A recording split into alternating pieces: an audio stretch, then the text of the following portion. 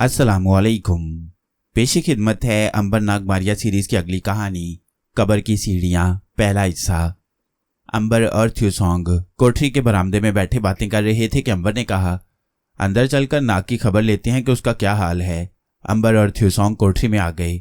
उन्होंने देखा कि लाश नाग बेहिस्सो हरकत पड़ा था। अंबर ने हैरत से कहा, अजीब बात है, नाग को तो नींद आ गई है, पहले इसे कभी नींद नहीं आई थी इस तरह। थ्यूसोंग ने कहा, यह जादू का असर है जो अभी थोड़ा बहुत बाकी है। मेरा ख्याल है नींद लेने से नाग बिल्कुल ठीक हो जाएगा और फिर इसके जिस्म से खुशबू आना भी शुरू हो जाएगी। अंबर ने कुछ सोचते हुए कहा, खुदा जाने ये तिलिस्म का असर है कि क्या बात है कि नाग की आंखों में से मुझे एक अजीब मुर्दनी सी नजर आती है। ऐसा लगता है जैसे ये किसी मुर्दे की आंखें हों। तुमने ये बात महसूस की है थ्यूसोंग? थ्यूसोंग बोला, हो सकता है तुम्हारा ख्याल दुरुस्त हो, लेकिन मैं यही समझता हूं कि यह भी तिलिस्म ही का असर होगा। हो सकता है ऐसा ही हो, अंबर ने आहिस्ता से कहा। थ्यूसोंग ने लाश नाग के सीने पर कान लगा दिया और घबरा कर बोला, अंबर भाई, नाग का दिल नहीं धड़क रहा। अंबर ने घबराकर लाश नाग के सीने पर हाथ रख दिया। वाकई नाग का दिल बंद हो गया था। वो थ्यूसोंग का मुंह तकने लगा। ये कैसे हो गया? पहले तो ऐसा कभी नहीं हुआ। इतनी देर में छत में से लाश नाग की रूह नीचे उतर आई। लाश नाग ने अंबर और थ्यूसोंग को अपनी लाश के पास बैठे देखा तो समझ गया कि वो क्यों परेशान हैं। लाश नाग की रूह नीचे आकर अपने जिस्म में दाखिल हो गई और उसने एक गहरा सांस लिया, मगर आंखें न खोली और ये जाहिर किया कि वो सो रहा है। अंबर ने जल्दी से लाश नाग के सीने पर हाथ रखकर देखा और खुश होकर आहिस्ता से बोला, नाग जिंदा सलामत है, खुदा का शुक्र है। चलो बाहर चलते हैं, नाग को आराम की जरूरत है। और वो दोनों उठकर एक बार फिर बाहर चले गए। लाश नाग खामोशी से फर्श पर बिल्कुल सीधा लेटा अपने खतरनाक मंसूबे के बारे में सोचता रहा। बाहर बारिश रुक गई थी। रात आहिस्ता आहिस्ता गुजरती जा रही थी। साथ वाली कोठरी में जूली सोंग, केटी और मारिया भी आपस में बातें कर रही थीं। मारिया कुछ देर के लिए बाहर निकली तो देखा कि अंबर और थ्यूसोंग बरामदे में बैठे हुए हैं। मारिया ने करीब आकर पूछा, नाग भैया कहाँ है? अंबर ने कहा, वो कोठरी में सो रहा है, मगर घबराने की जरूरत नहीं, ये तिलिस्म का असर है, कल तक खत्म हो जाएगा। मारिया कहने लगी, नाग पर लगता है इस बार बहुत खतरनाक तिलिस्म हुआ था। अंबर भैया, तुमने महसूस किया कि नाग भैया की आंखों में वो चमक नहीं है? तिलिस्म का असर उतरते ही नाग की आंखों में पहली वाली चमक वापस आ जाएगी। मारिया वापस केटी और जूली सोंग के पास कोठरी में आ गई। दूसरी तरफ लाश नाग जाग रहा था। वो अपने मंसूबे पर गौर कर रहा था। रात गुजर गई। दूसरे रोज भी आसमान पर बादल छाए हुए थे। बारिश रात के पिछले पहर रुक गई थी। सर्द हवा चल रही थी। अंबर और थ्यूसोंग ने गंधारा शहर की पुरानी इमारतों की सैर का प्रोग्राम पेश कर दिया। सब तैयार हो गए। लाश नाग ने कहा, भाई मेरी तबीयत अभी पूरी तरह ठीक नहीं हुई, मैं यहाँ आराम करूंगा, तुम लोग सैर कराओ। चुनाचे लाश नाग को सराय में छोड़कर अंबर, मारिया, केटी, जूली सोंग और थ्यूसोंग शहर की तरफ चल दिए। सर्दी ज्यादा होने और ठंडी हवा चलने की वजह से बाजारों में लोग ज्यादा नहीं थे।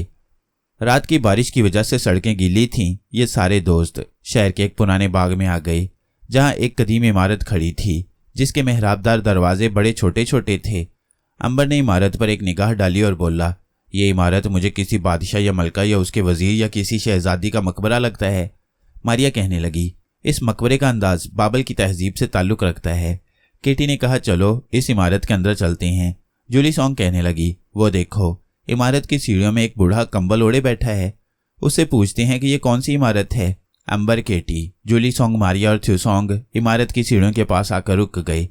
अंबर ने बूढ़े से पूछा, बाबा ये किसकी इमारत है? बूढ़े ने मुंह पर से कंबल हटाते हुए जवाब दिया, बेटा यहाँ किसी को मालूम नहीं कि ये इमारत किसकी है। मुद्दतों से ये इसी तरह पड़ी है। यहाँ कभी कभी लोग सैर करने आ जाते हैं और इसके अंदर घूम फिर कर चले जाते हैं। केटी ने पूछा, क्या इसके अंदर किसी का मिजार है? बूढ़े ने कहा, नहीं बेटी, कोई मिजार नहीं, कोई कब्र नहीं, अंदर जाकर देख लो, बस एक छोटा सा मीनार बना हुआ है। किसी की आज तक समझ में नहीं आया कि यह मीनार क्या है और क्यों बनाया गया था।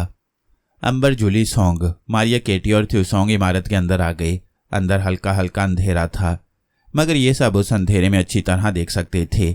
इमारत का फर्श चौकोर था, मगर ऊपर छत गुंबद की शक्ल में थी, जिसके दरमियान में गोल सुराख बना हुआ था। फर्श के दरमियान में एक 4-5 फुट ऊंचा मीनार सा था। थ्यूसोंग ने करीब होकर उसे देखा, फिर अंबर की तरफ देखकर कहने लगा, ऐसे मीनार बाबल के लोग उन शहजादियों की कब्रों पर बनाया करते थे जिनको बादशाह के हुक्म से जिंदा जला दिया गया हो। क्या ख्याल है तुम्हारा?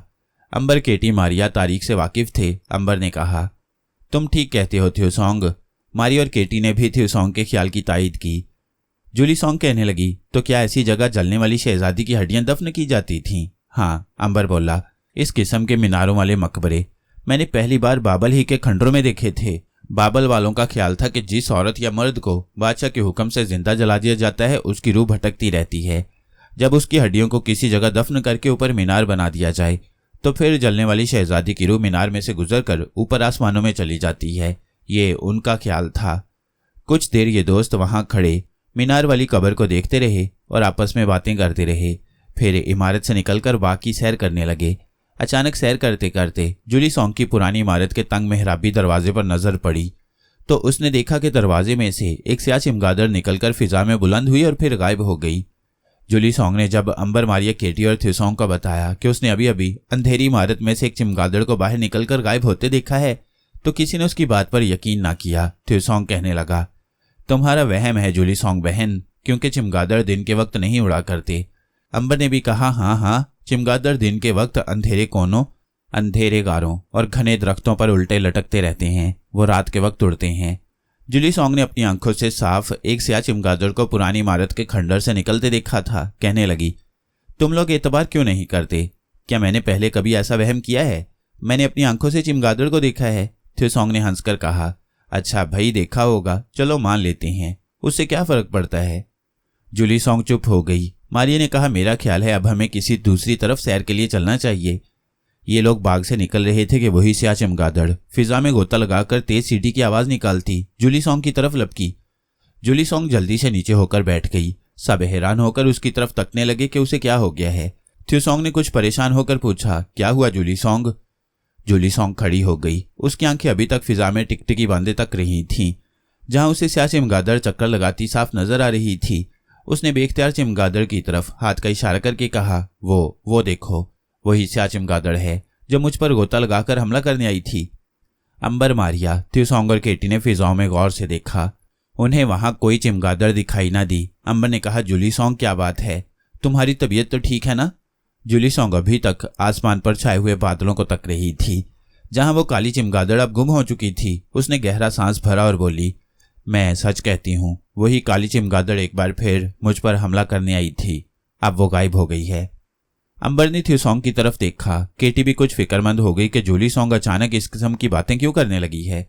मारिया ने कहा, तुम यहीं ठहरो, मैं ऊपर जाकर बादलों में देखती हूँ कि काली चमगादड़ कहाँ गई है। ये कहकर मारिया फिजा में उछलकर ऊपर ही ऊपर परवाज करने लगी। वो बादलों में आ गई। उसने बादलों में इधर उधर कई गोते लगाकर देखा मगर उसे कोई काली चमगादड़ नजर न आई। मारिया नीचे आ गई। उसने आते ही कहा, जूली सॉन्ग, तुम्हें वहम हुआ है। मैं ऊपर सारे बादलों में देख आई हूँ, वहां तो कुछ भी नहीं है, कोई चिड़िया तक नहीं है।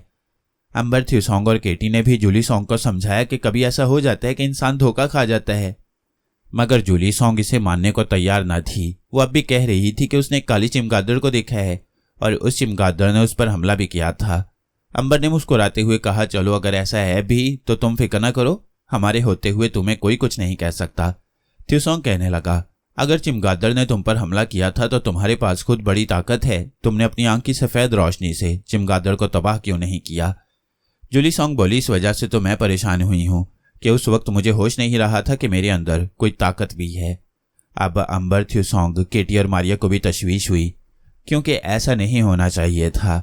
अंबर सोच रहा था कि मुमकिन है कि इस इमारत में कोई तिलिस्म हो, लेकिन सवाल यह था कि उस तिलिस्म की तवज्जो सिर्फ जूली सॉन्ग ही की तरफ क्यों थी? दूसरों पर उसका असर क्यों नहीं हुआ? दूसरों को वो तिलिस्मी चमगादड़ दिखाई क्यों नहीं दी?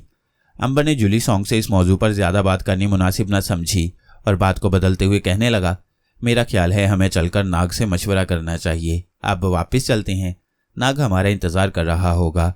केटी ने कहा, एक बात मेरी समझ में नहीं आ रही कि आज तक नाग पर इतने तिलिस्म हुए, इतने जादू किए गए, यहाँ तक कि एक दो बार वो मर भी गया, उसका जिस्म भी टुकड़ों में तकसीम हो गया, मगर वो ठीक हो गया और ऐसा कभी नहीं हुआ कि नाग के जिस्म से उसकी खुशबू आनी बंद हो गई हो। इस बार ऐसा क्यों हो रहा है कि उसकी खुशबू भी खत्म हो गई है और आंखों में जिंदगी की चमक भी गायब हो गई है? अंबर पहले ही ऐसा सोच रहा था। इसका जिक्र उसने थ्यूसोंग से भी किया था, मगर उसे यकीन था कि इस बार नाग पर कोई बहुत ही जबरदस्त और खतरनाक तिलिस्म किया गया है जिसका असर अभी तक उसके जिस्म पर छाया हुआ था। उसने कहा, इस बार कोई भयानक तिलिस्म हुआ है उस पर। मारिया ने कहा, हो सकता है ऐसा ही हो। थ्यूसोंग कहने लगा, इसके अलावा और क्या हो सकता है? जाहिर है नाग हमारा भाई है, वो नाग ही है, और अगर जादू की वजह से उसके जिस्म की खुशबू उसका साथ छोड़ गई है तो कुछ दिनों बाद अपने आप वापस आ जाएगी। अंबर ने थ्यूसॉन्ग के ख्याल की हमायत करते हुए कहा, जरूर वापस आ जाएगी, इसमें परेशान होने की ऐसी कोई बात नहीं है। केटी ने कोई जवाब ना दिया। वो शहर गंधारा के बाजारों में होते हुए वापस सराय में आ गए।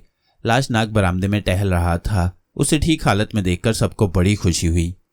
लाश नाग ने भी उनकी तरफ मुस्कुरा कर देखा और कहा, अब मैं अपने आप को बेहतर महसूस कर रहा हूँ। सबने लाश नाग को मुबारकबाद दी। इसके बाद वो कोठरी में चले गए। अंबर ने नाग को उस काली चमगादड़ के बारे में बताया जो जूली सॉन्ग को नजर आई थी। लाश नाग उसका मुंह तकने लगा। काम शुरू हो गया है, लाश नाग ने अपने दिल में सोचा। वो बहुत खुश हुआ। पुराने खंडर की तरफ से पहला हमला जूली सॉन्ग पर हुआ था। असल में यह हमला नहीं था, जूली सॉन्ग की शनाख्त की गई थी, क्योंकि लाश नाग को जूली सॉन्ग की जबरदस्त ताकत से बहुत खतरा था। मगर उसने अंबर की तरफ हैरानी से देखा और पूछा, क्या वाकई वो कोई चमगादड़ थी अंबर भाई? अंबर कहने लगा, जूली सॉन्ग तो यही कह रही थी और उसने कभी पहले झूठ नहीं बोला। वो खलाई मखलूक है और उसकी नजरें भी हमसे ज्यादा तेज होती हैं। तुम्हारा क्या ख्याल है? लाश नाग बोला, क्या कहा जा सकता है अंबर भाई, हो सकता है चिमगादड़ उसके ऊपर से गुजर गई हो, क्योंकि चिमगादड़ जब इंसान के करीब आती है तो ऐसे ही लगता है जैसे वो हमला करने के लिए आ रही है, मगर वो बड़ी तेजी से करीब आकर दूसरी तरफ मुड़ जाती है। अंबर ने कहा, मेरा भी यही ख्याल है। खैर तुम जूली सॉन्ग से कोई बात ना करना, हम चाहते हैं कि वो इस चमगादड़ को भूल जाए। लाश नाग ने दिल में कहा, अहमक अंबर, अब तुम लोग मेरी गिरफ्त से नहीं बच सकते। मेरे साथियों ने हमला शुरू कर दिया है। ऊपर से कहने लगा, मुझे क्या जरूरत है जूली सॉन्ग से बात करने की, मैं तो खुद चाहता हूं कि वो इस किस्म की बातों को भुला दे।